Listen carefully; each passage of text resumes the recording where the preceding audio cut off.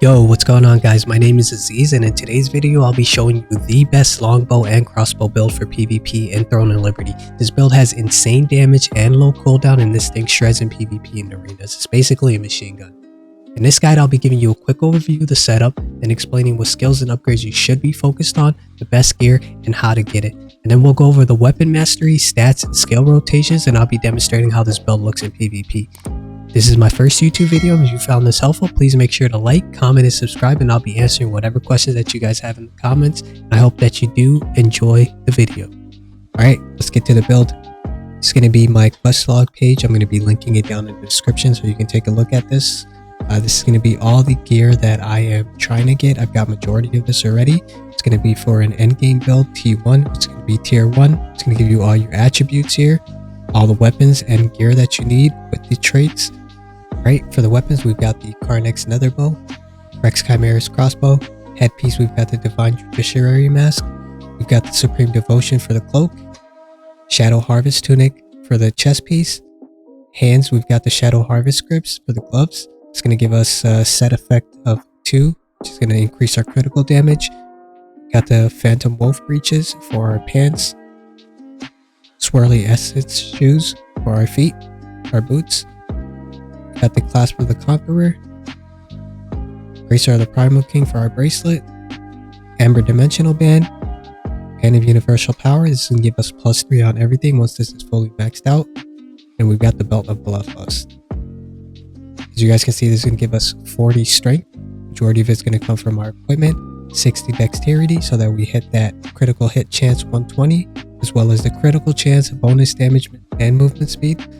Got the strength for max health, damage reduction. Wisdom, we're not going to put much into that. Perception, we're going to hit 50 for the hit chance, buff duration, and attack range increase. It's also going to give us a ton of hit chance as well. As you're going to see, it's going to give us 1300 for the critical hit chance. We're going to be speccing into endurance builds because this is going to be very important in tier 2, where people are going to have a huge amount of hit chance. So I opted to get endurance instead of evasion. I'm focusing on range endurance and magic evasion. We're going to have a max health of 11k once we get all these pieces and get it fully traded out. Okay, let's get to my current build here in game. I've got the Carnex fully maxed out. I've got the Rex Chimaera's Crossbow maxed out. I've got 50 strength, 50 dex, and 36 perception with a gear score of 3064. Don't have majority of the items on my quest log. I'm still grinding for some. I still need the pants, the shoes, and I need the belt. I've got no max health on any of my accessories, which is very vital for this build to reach that 11k HP. As of now, I only got 8k HP, which is not nearly enough, but it's doable, especially in arena where they give you the overshield. And now for my favorite part, my weapon skills and what passives I've got and what active skills I've got and what I've upgraded first and what my damage dealers are. For the defensive skill, we've got the Overtaker. I've got that maxed out to purple 1. We've got Mortal Mark. This is going to weaken your opponents and whoever this is stuck on. It's got a reduce in healing received. Strafing, this is my max level skill right here. I made sure to max this out. This is your heavy damage skill. This is the bread and butter of this build, and this is what destroys people. You're going to use this 3 times. Depending on skill specializations, which I will go over here shortly. You're going to use this, finish it off with the Zephyr's Knock.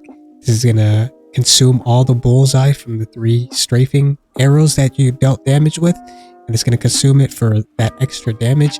I've got Quick Fire here.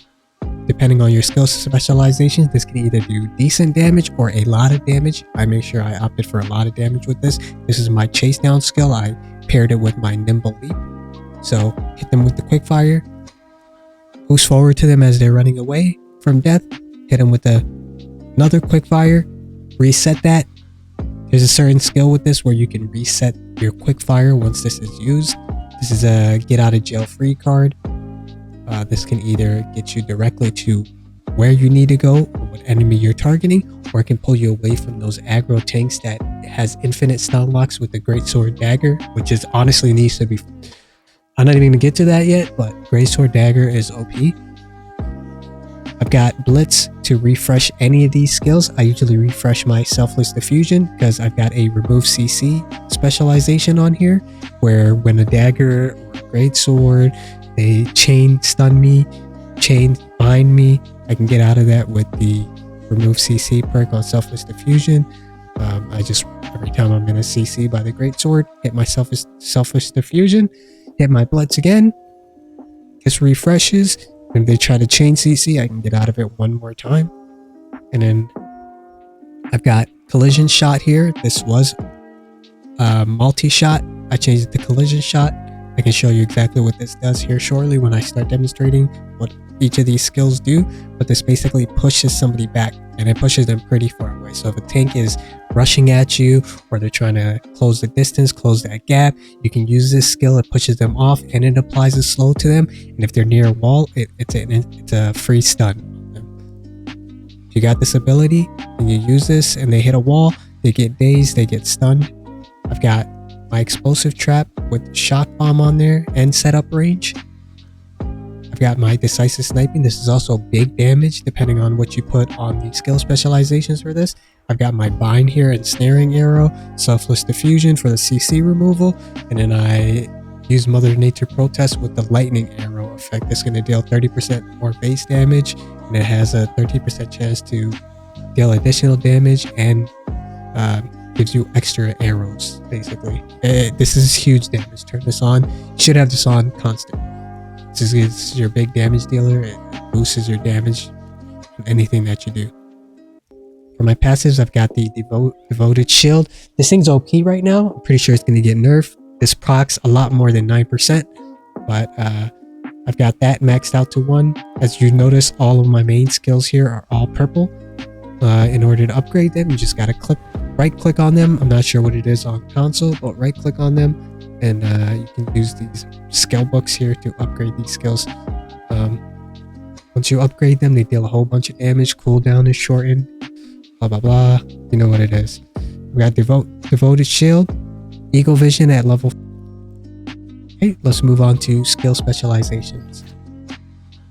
For my Zephyr's Knock, I made sure to opt for damage increase. This is for my regular PvP. This is my arena and 1v1s, things of that nature. And then for decisive sniping, I've got charge time on here. Maximum charge time increases and max damage increases as well.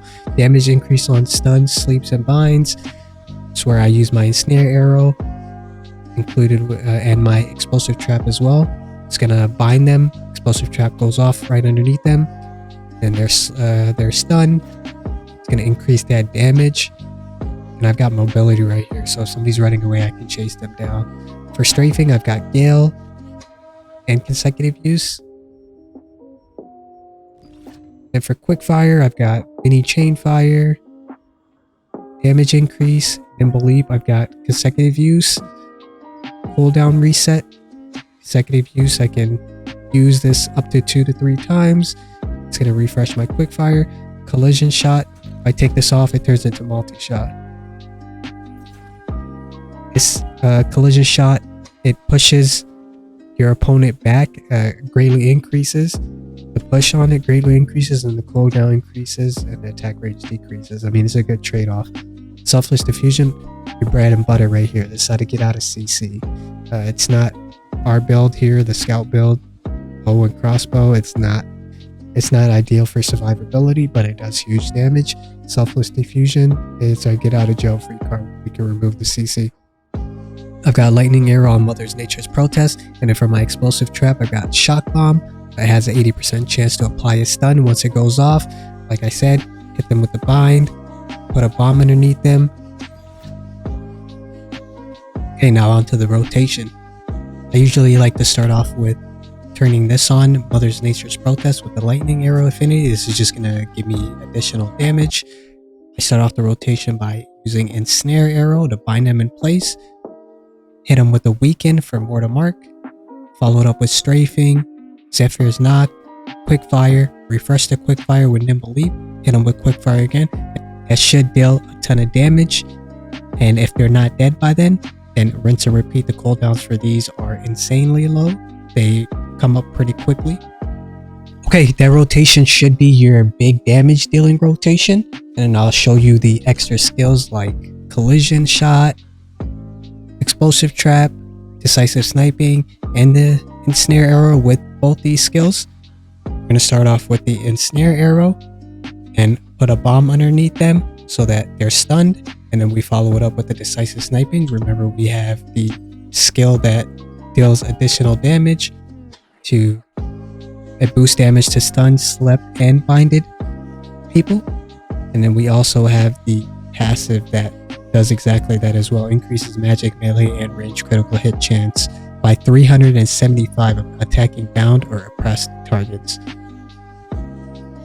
So once you're done with that rotation, you can either you basically choose which rotation that you want. It's completely up to you. I like to start with these ones first, bind, and then follow up with these. Then if it's a little tankier and you want to get the kill quickly, you bind them, put a bomb down, and then hit them with decisive sniping, and then you can do the rotation. The biggest damage that you can possibly do is binding, bomb, decisive sniping, and then these. That's gonna be guaranteed, basically guaranteed kills if it's a 1v1 situation. So I'm gonna do the second rotation here. I'm gonna bind, put a bomb down. You see they dazed, 10k damage, and I can follow it up with that rotation. That rotation is gonna do an insane amount of damage. Insane. So as I was saying earlier, this collision shot is gonna push people back and apply a slow. I'll demonstrate it here with a person. So whenever you use this shot, it's gonna bring up a cone. You tap it again, it's gonna push them farther back. See how far that pushes them back? That's especially for tanks. And if you use collision shot, once the person is near a wall, it's gonna daze them.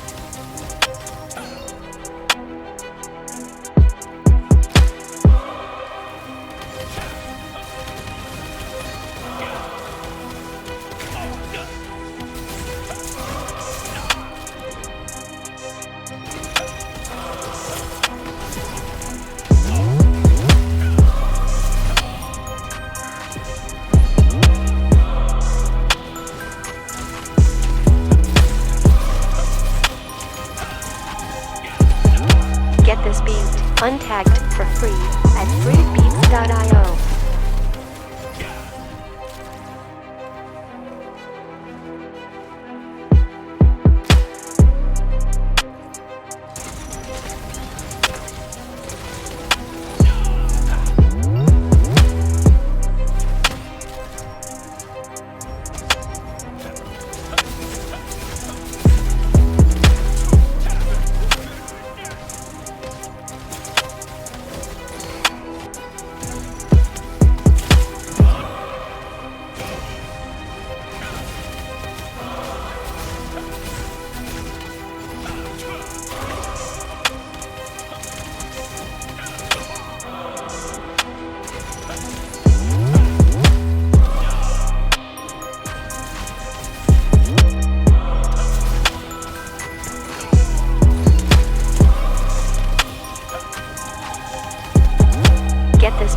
untagged for free at freebeats.io.